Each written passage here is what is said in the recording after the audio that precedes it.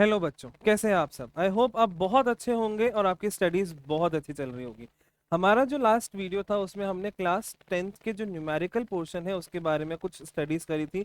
उसके हमने कुछ न्यूमेरिकल सॉल्व करे थे जो कि लाइट रिफ्लेक्शन और रिफ्लेक्शन टॉपिक से थे। ठीक है। अब आज हम उसी के आगे बढ़ाते हुए उसी के क्रम में एक और नया वीडियो लेके आए हैं। That is about significance of magnification. आपको याद होगा जब मैंने लास्ट वीडियो में आपको न्यूमेरिकल सॉल्व करवाए थे तो उसमें मैंने आपको बताया था कि मैग्निफिकेशन की वैल्यू का बहुत बड़ा सिग्निफिकेंस होता है in solving a problem, in predicting the answer of any problem related to lenses and mirrors. तो आज उसी सिग्निफिकेंस को हम समझने वाले हैं by this video, that is significance of magnification, कि कैसे हम मैग्निफिकेशन की वैल्यू से जो है आंसर को प्रिडिक्ट कर सकते हैं। अब मैग्निफिकेशन होता क्या है? Magnification is simply comparison of size of image and size of object, कि भाई ऑब्जेक्ट के रिस्पेक्ट में इमेज का साइज कितना है, वो उससे कितनी बड़ी है या कितनी छोटी है, ये हमें कौन बताता है? मैग्निफिकेशन। तो इसका जो एक फॉर्मूला होता है वो होता है height of image upon height of object which is equal to H dash by H. यहाँ पर एच डैश रिप्रेजेंट करता है height of image, H represent करता है हाइट ऑफ ऑब्जेक्ट। इसके दो फॉर्मूले और होते हैं, एक होता है मिरर के लिए माइनस वी बाई यू और एक होता है लेंस के लिए वी अपॉन यू। तो v क्या होता है इन दोनों ही केस में? v is image distance, u is object distance. इन दोनों में एक ही अंतर है, मिरर के फॉर्मूले में माइनस आता है, लेंस के फॉर्मूले में वो माइनस गायब हो जाता है, वो नहीं आता।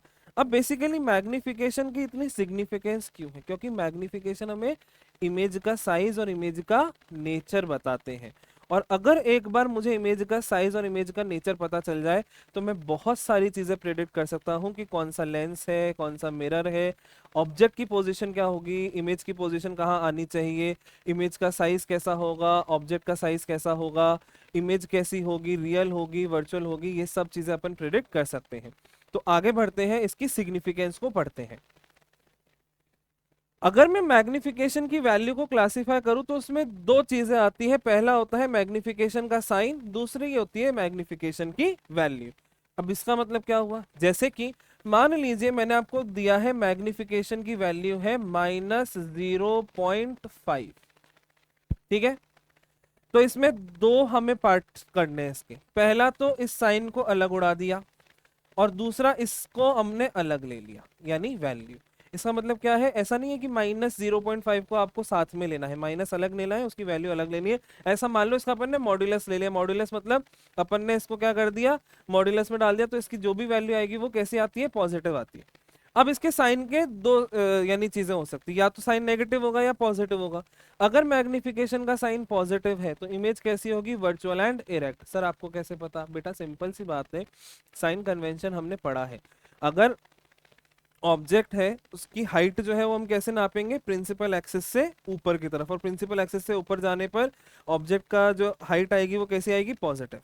अब अगर रियल इमेज बनती है तो वो इन्वर्टेड होती है, वर्चुअल इमेज बनती है तो वो इरेक्ट होती है। वर्चुअल इमेज का साइज नापने के लिए अपन कहाँ जाएंगे? प्रिंसिपल एक्सिस से ऊपर। इसका मतलब वर्चुअल इमेज की हाइट भी क्या आएगी? पॉजिटिव। और रियल इमेज का साइज नापने के लिए कहाँ जाएंगे? प्रिंसिपल एक्सिस से नीचे, मतलब इसकी रियल इमेज की हाइट कैसी आएगी? नेगेटिव। हमें पता है magnification is height of image upon height of object.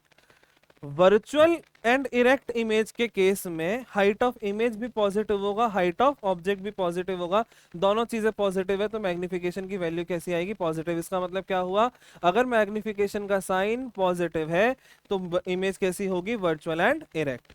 Similarly अगर मैग्निफिकेशन का साइन नेगेटिव है तो इमेज कैसी होगी? Real and inverted. Why inverted? Because inverted image और प्रिंसिपल एक्सिस के नीचे बनेगी। प्रिंसिपल एक्सिस के नीचे बनेगी तो इन्वर्टेड इमेज का जो साइज लेंगे वो कैसा लेंगे? नेगेटिव लेंगे। नेगेटिव लेंगे इसका मतलब एच डैश आएगा नेगेटिव, एच आएगा पॉजिटिव। इसका मतलब क्या हुआ कि जो एक नेगेटिव है एक पॉजिटिव है तो टोटल वैल्यू कैसी आएगी? नेगेटिव। तो इसका मतलब मैग्निफिकेशन का साइन अगर नेगेटिव है तो अपन इमेज कैसी होगी? Real and inverted. इसका मतलब जो वैल्यू मैंने गिवन है, मतलब जो एग्जाम्पल मैंने लिया है -0.5, इसमें नेगेटिव साइन ये इंप्लाई कर रहा है कि इमेज है रियल एंड इन्वर्टेड। अगला इसकी वैल्यू। वैल्यू के आगे आपने देखा होगा सब में मैंने मॉड लगा दिया। मॉड लगा दिया मतलब सिर्फ पॉजिटिव वैल्यू लेनी है कंपैरिजन के लिए। तो अगर मैग्निफिकेशन की वैल्यू 0 से 1 के बीच में है, जो कि गिवन है, मतलब 0.5, 0.45, 0.26, 0.3, ऐसा कुछ भी है, मतलब पॉइंट में आ रही है, 1 से छोटी है, 0 से बड़ी है, तो इसका मतलब क्या होगा, हाइट ऑफ इमेज छोटी होगी, हाइट ऑफ ऑब्जेक्ट बड़ी होगी। सर ऐसे कैसे? अरे बेटा सिंपल सी बात है, अगर ऊपर जो न्यूमरेटर है वो छोटा है और डिनोमिनेटर है वो बड़ा है, तो जो टोटल वैल्यू आती है वो 1 से छोटी आती है, मतलब 0 पॉइंट समथिंग में आती है। तो ऐसे ही मैग्निफिकेशन अगर मैं कंपेयर करूं कि मैग्निफिकेशन की वैल्यू 0 पॉइंट समथिंग आ रही है, मतलब 1 से छोटी, 0 से बड़ी है, मतलब 0 पॉइंट की लाइन में आ रही है, इसका मतलब हाइट ऑफ इमेज क्या है, छोटी है, हाइट ऑफ ऑब्जेक्ट बड़ा है, इसका मतलब इमेज कैसी है, डिमिनिश्ड इमेज बनी है।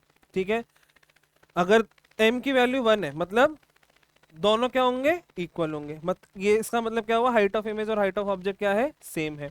सिमिलरली m की वैल्यू अगर 1 से बड़ी है, मतलब इसका क्या हुआ, m इज ग्रेटर देन मतलब 1, मतलब 1, 4, 3, 2 कुछ भी आ सकती है, लेकिन 1 से बड़ी वैल्यू आ रही है, तो इसका मतलब क्या हुआ कि हाइट ऑफ इमेज बड़ी है, हाइट ऑफ ऑब्जेक्ट छोटी है।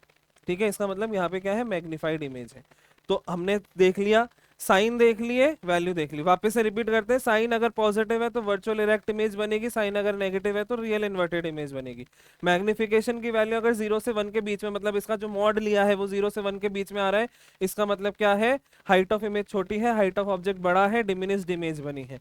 अगर मैग्निफिकेशन की वैल्यू 1 के बराबर आ रही है, इसका मतलब क्या है, हाइट ऑफ इमेज और हाइट ऑफ ऑब्जेक्ट दोनों बराबर है, इमेज का साइज और ऑब्जेक्ट का साइज सेम है।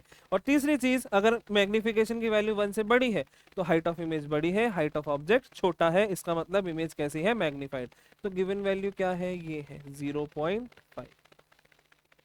0.5 इन तीनों में से कौन सी कैटेगरी में आ रहा है, फर्स्ट में, इसका मतलब इमेज कैसी है, डिमिनिश्ड इमेज है। तो रियल डिमिनिश्ड इमेज, अब यहीं से अपन शुरू हो जाते हैं कि कैसे सॉल्व करें भैया, कि अगर मैग्निफिकेशन की वैल्यू -0.5 है तो इसको अपन कैसे प्रेडिक्ट करें कि कौन सा लेंस होगा, कौन सा मिरर होगा, कहाँ ऑब्जेक्ट रखेंगे, कहाँ इमेज बनाएंगे, ये देखते हैं। अगर मैग्निफिकेशन की वैल्यू गिवन है अपन को -0.5, तो minus sign implies real and inverted image, and this value 0.5 implies diminished image.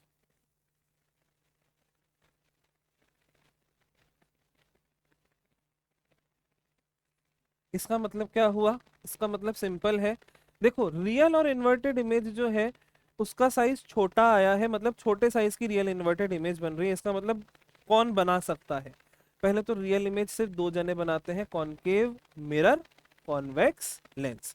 तो या तो ये कॉनकेव मिरर ने बनाई है या ये कॉन्वेक्स लेंस ने बनाई है, अपन दोनों की पॉसिबिलिटी लेके चलते हैं कि या तो इसका आंसर होगा कि इसने कॉनकेव मिरर ने बनाया है, या तो किसने बनाया है, कॉन्वेक्स लेंस ने। ठीक है, अब दूसरी चीज, रियल इन्वर्टेड डिमिनिश्ड इमेज है, तो ये कौन से केस में बनती है, इसके लिए आपको इमेज डायग्राम्स याद होने चाहिए माइंड में। मैंने आपको पहले भी वीडियो में यही बोला था कि image diagrams are very important, उनको याद करना is very very very important. वो याद रहेंगे तो आपके सारे आंसर्स यहाँ खटाखट खटाखट चुटकी बजाते ही निकलेंगे। तो अब ये याद करें कि भैया रियल इन्वर्टेड डिमिनिश्ड इमेज पहले याद करते कॉनकेव मिरर के केस में कब बनती थी, आप याद कीजिए, ऑब्जेक्ट जब इन्फिनिटी पे होता था तब इमेज बनती थी फोकस पे और पॉइंट साइज इमेज बनती थी बहुत छोटी सी। यही अगर मैं ऑब्जेक्ट को पास लिया हूं, कहाँ, बियॉन्ड सेंटर ऑफ कर्वेचर, तो बियॉन्ड सेंटर ऑफ कर्वेचर जब ऑब्जेक्ट होता था तो इमेज बनती थी सेंटर ऑफ कर्वेचर और फोकस के बीच में, और उसका साइज होता था ऑब्जेक्ट के साइज से छोटा, और वो रियल इन्वर्टेड इमेज बनती थी। तो यहाँ पर अगर मैं बोलूं तो ऑब्जेक्ट कहाँ रखा होगा, कॉन्वेक्स मिरर, कॉनकेव मिरर के केस में बियॉन्ड सी, बियॉन्ड सी मतलब beyond centre of curvature, image कहाँ बनी होगी, बिटवीन सी एंड एफ, और हमें पता है कि ये रियल इन्वर्टेड इमेज बनी होगी। अगला आता है कॉन्वेक्स लेंस। तुम्हें पता है, मैंने पहले भी बोला था और ये जग जाहिर है कि कॉनकेव मिरर और कॉन्वेक्स लेंस में एक एनालॉगी है, दोनों के जो केसेस हैं वो बिल्कुल ऑलमोस्ट लगभग सेम है। Why this analogy arises, because दोनों ही कन्वर्जिंग नेचर के हैं। Concave mirror is a converging mirror, convex lens is a converging lens. तो अगर इसके अंदर देखा जाए तो यहाँ पर सी की जगह कौन होता है, 2f2, सॉरी 2f1, तो यहाँ पर ऑब्जेक्ट का रखा होगा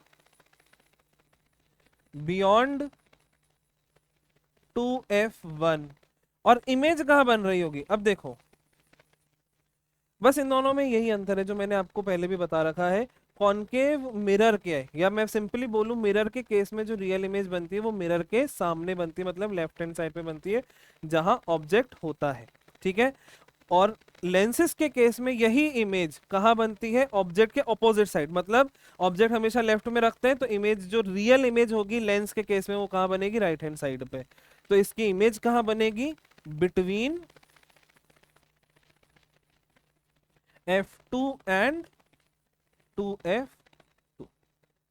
अब सर दुनिया संसार की वैल्यू दे दो, मान लो किसी ने दे दिया फोकल लेंथ है 20 सेंटीमीटर, तो भी ऑब्जेक्ट की डिस्टेंस क्या होगी? सी से ज्यादा होनी चाहिए, सी से आगे होना चाहिए, मतलब सी क्या होता है? रेडियस ऑफ कर्वेचर तक की डिस्टेंस होती है, radius of curvature focal length का क्या होता है? डबल। इसका मतलब क्या हुआ? फोकल लेंथ अगर 20 थी तो ऑब्जेक्ट कहाँ होना चाहिए? 20 40 के आगे। अब इमेज की दूरी कहाँ आनी चाहिए? सी और एफ के बीच में। सी कितना है? 40 सेंटीमीटर की दूरी पर है। एफ कितना दूर है? 20 सेंटीमीटर की दूरी पे। तो इमेज की दूरी कहाँ आनी चाहिए? 40 से 20 सेंटीमीटर के बीच में। तो इस तरह से हम क्या है, आंसर को प्रिडिक्ट कर सकते हैं कि हमारी जो वैल्यूज है आंसर की वो कहाँ आनी चाहिए। इसके केस में v की वैल्यू कैसी आनी चाहिए? नेगेटिव। क्यों? क्योंकि रियल इमेज कॉनकेव मिरर के केस में बनेगी मिरर के सामने।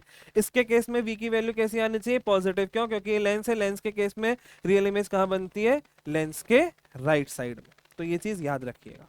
अब आते हैं नेक्स्ट स्लाइड पे। ये कुछ छोटे छोटे क्वेश्चंस हैं, बहुत ही इजी इजी क्वेश्चंस हैं, इसको अपन सोचते हैं और फटाक से आंसर निकालते हैं।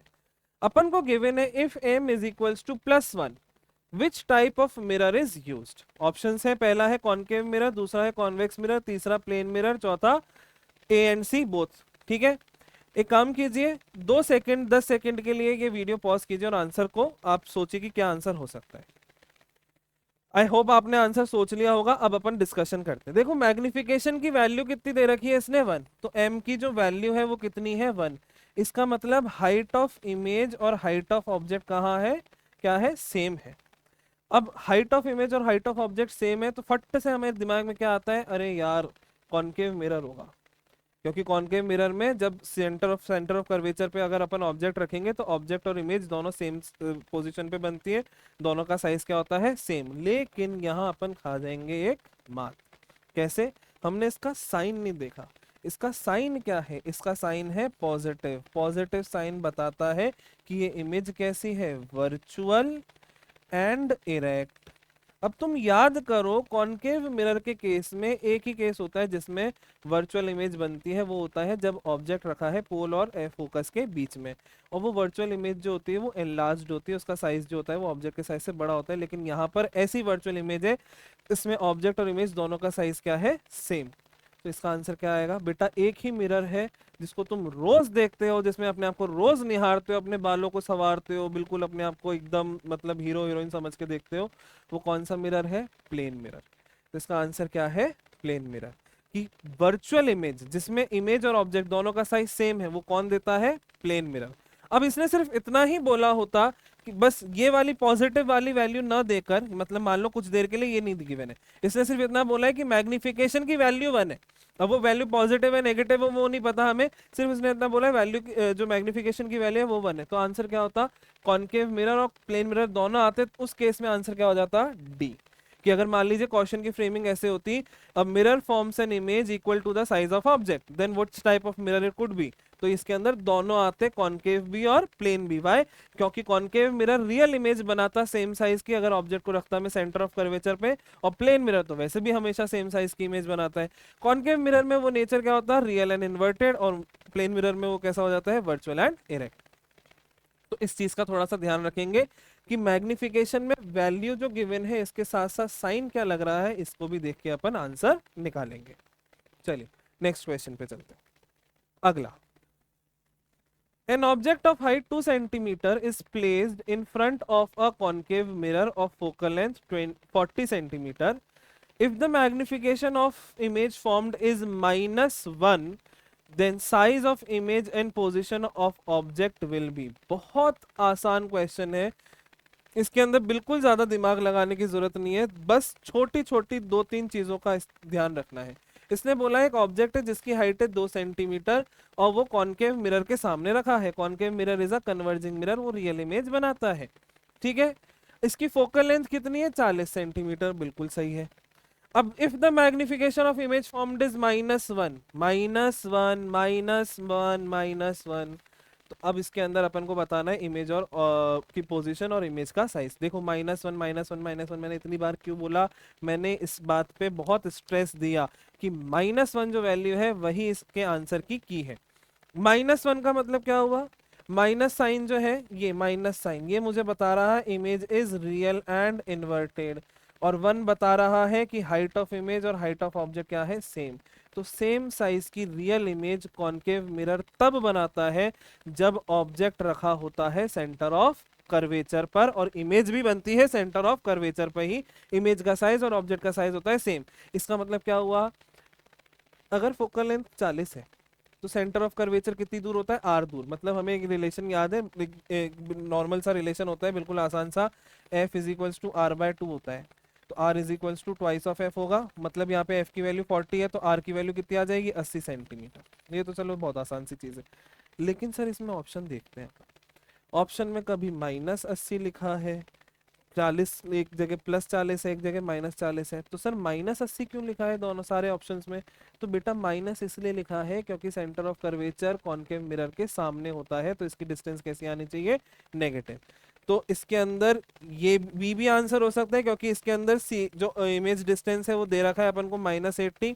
इसका आंसर सी भी हो सकता है क्योंकि इसके अंदर इमेज डिस्टेंस दे रखा है अपन को -80। बाकी ये तो होगा नहीं, ये भी नहीं होगा, क्यों, क्योंकि ये तो फोकल लेंथ पे है।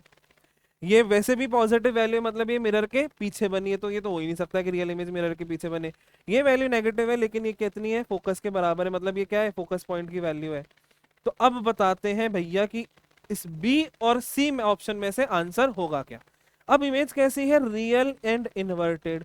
इन्वर्टेड इमेज है तो हाइट ऑफ इमेज कैसी आनी चाहिए, नेगेटिव। क्यों, क्योंकि इसकी हाइट नापने के लिए प्रिंसिपल एक्सेस से कहाँ जा रहे हैं अपन, नीचे।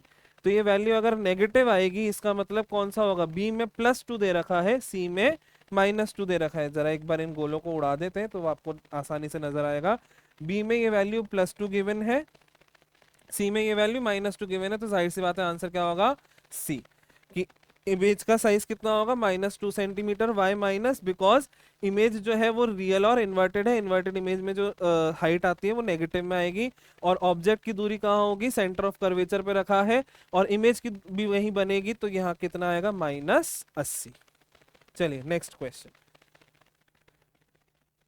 The magnification of image formed by a convex lens is 3। देखो कॉन्वेक्स लेंस है और उसकी जो मैग्निफिकेशन है इमेज की वो कितनी है, 3 है। What could be the position of the object from the optical center of the lens?